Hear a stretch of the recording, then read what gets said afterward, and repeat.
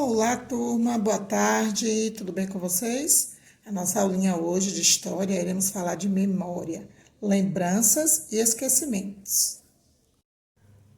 Vamos conhecer um pouco da história do escritor Drauzio Varela, aquele cara que já apareceu no Fantástico falando sobre a saúde pública, que escreveu sobre a Estação Carandiru, que foi um filme muito conhecido.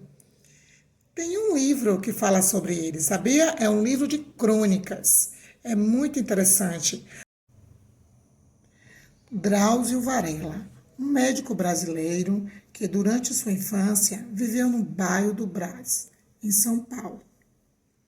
O Brás era um bairro cinzento, com ruas de paralelepípedo e poucos automóveis.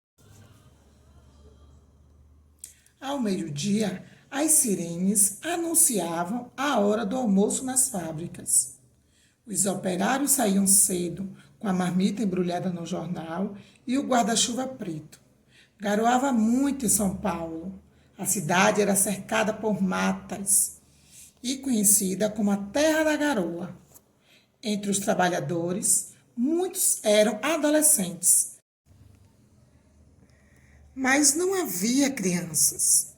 O trabalho antes dos 14 anos tinha sido proibido. Essas imagens marcaram a minha infância.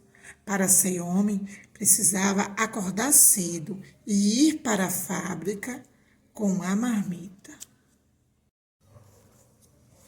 Quando falamos de memória, estamos nos referindo à capacidade do ser humano de adquirir, armazenar e recuperar informações de vivências, experiências e aprendizados. A memória se baseia em lembranças pessoais, por isso não necessita de fontes para comprovar a realidade dos fatos.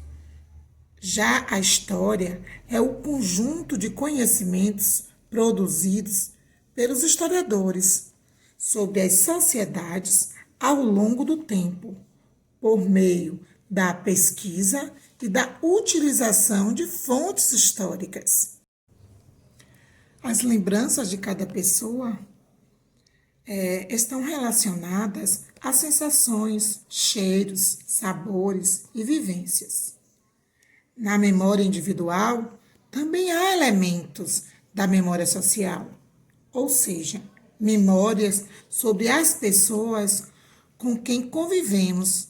Assim, quando Drauzio lembra da sua infância no Brás, ele também se lembra de como as pessoas que ali viviam eram e como se comportavam.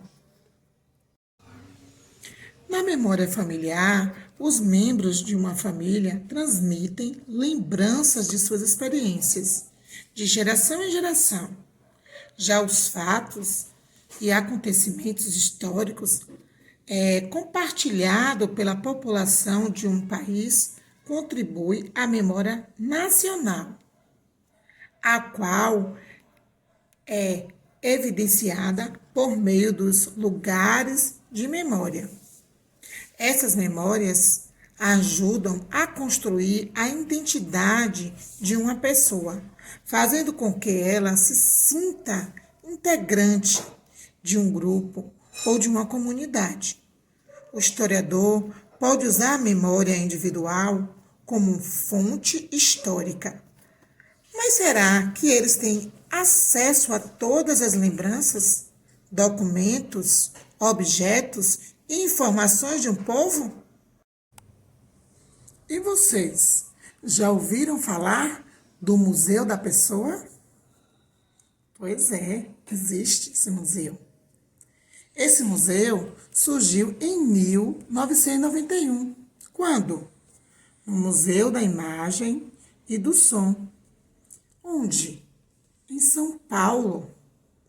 A exposição Memória e Imigração inaugurou um espaço para que toda e qualquer pessoa pudesse contar sua história. O Museu da Pessoa tem um acervo digital E qualquer pessoa pode registrar suas histórias e memórias para que outras pessoas as conheçam, acessando o site. Bem tranquilo. Para conhecer mais memórias sobre a vida no Brás e Museu da Pessoa, acesse ao link que vou deixar aí na descrição do vídeo, certo? www.museudapessoa.net.pt. Buscar conteúdo, história, termo e Brás. Beleza? Então, turma, façam as atividades de vocês do caderno 3, das páginas 195 até a 199. E um cheiro e até a próxima aula.